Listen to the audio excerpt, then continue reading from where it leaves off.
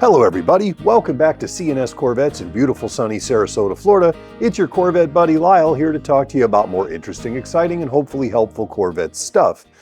Today we're going to have a bit of a conversation about mechanical ability of the average Corvette hobbyist and how the car's requirements for skill to work on them has changed between the 60s to now. You know, we make a lot of products here, as you're probably aware. A lot of the stuff that we carry, we're the only ones that have, because we come up with fixes for problems in the Corvette that GM never chose to address. It's one of our bread and butter kind of things that we do, and we love doing that. The way this YouTube channel got started was us producing how-to videos to help people complete the repair step by step with the products that we make. Now, this was a twofold idea. Number one, we wanted to provide an accurate way of here, do this, then do this, then do this, right? But the overall idea was we wanted the car owners who bought these parts to watch the video and determine by watching the video if this job fell within their mechanical skill set. Because we don't want to lead people into jobs that we don't want them doing, because we don't want them to hurt themselves or their car, right? You know, back in the 60s and 70s, Corvettes were a lot more user-friendly. You know, the alternator was right here, the AC compressor was right here.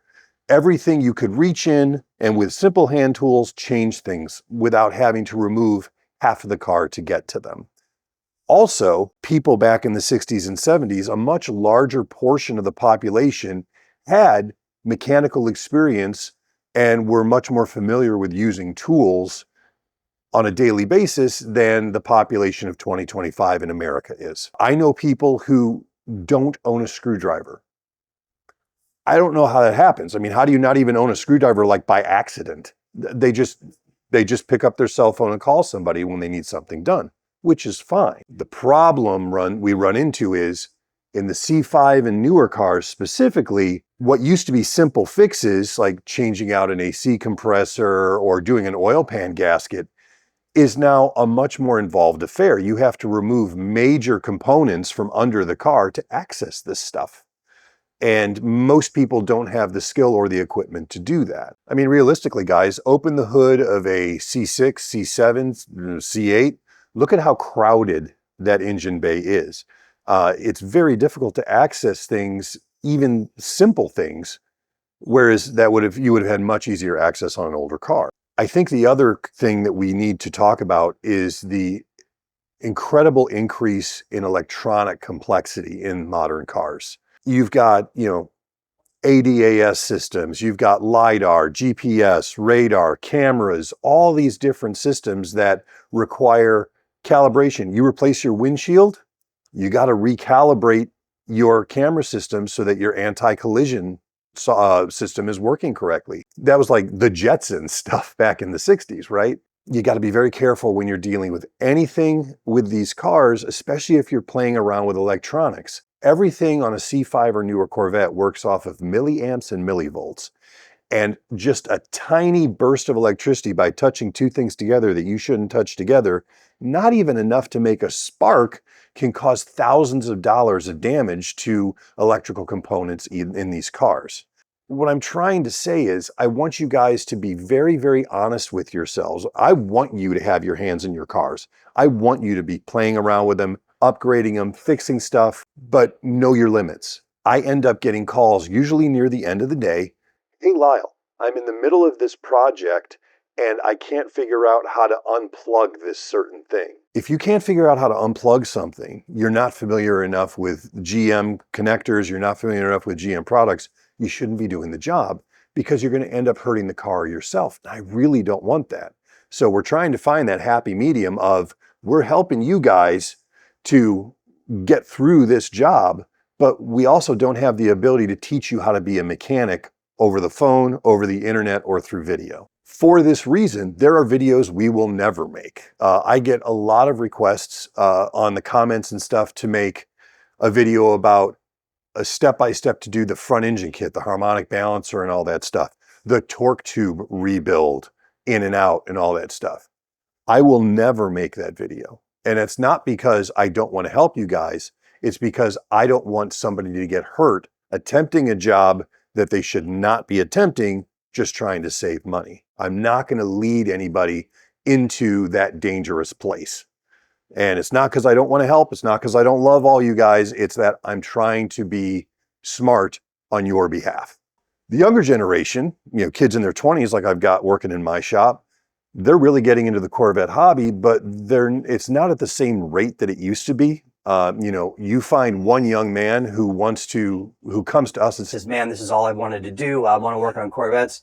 It's like finding a diamond in the middle of the ocean. It's amazing. And those kids love what they do. And they are all about upgrading the cars and tuning the cars and doing all this stuff. It's amazing. But they're far fewer in number than they would have been 30, 40, 50 years ago. In sum, anytime you watch a how-to video, mine or anybody else's, I want you to be really honest with yourself about what your limitations are physically, knowledge-wise, and mechanically, with your hands. What are you truly capable of doing? Because I don't want you guys to ever get in a position where you hurt yourselves or your car. If you just get in and you have no idea what you're looking at, stop. Find a professional, pay them to do it. You're going to be a lot happier, okay? I know this has kind of been a bit rambling today, but I'm really just trying to express this in the clearest way possible, that the complexity of these cars has grown to the point where even competent mechanics struggle with them. About 45% of the phone calls that I get here aren't from private owners. They're from other shops who are working on a Corvette. And this may be the second Corvette they've seen in 2 years. And they are like, how do I do this? These are professional shops. They've been in business a long time. They work on all kinds of cars. Even they struggle with some of the finer points of getting through a job on these cars. When a well-known, well thought of professional shop calls us for help, it makes me understand how much help some of the private owners really need just to get through a simple job. So if you get into a position where you're just stuck on a job, email me, call me. I can't spend a half hour, I can't spend 3 hours trying to talk you through an entire job. But if I can just get you over that one obstacle you've got, I will do my best to help you. Just be patient with me. If you email, it may take me a bit. If you call, I may call you back the next day. I have a lot of people to talk to, but I will be there to help you. We are all here to keep the Corvette hobby going, keep it fun, and keep it safe, okay? So thank you for watching today. If you have any questions about any of this, any comments, please put them below. And don't forget to like and subscribe. Every time we grow, we get to do more for you. Thanks so much.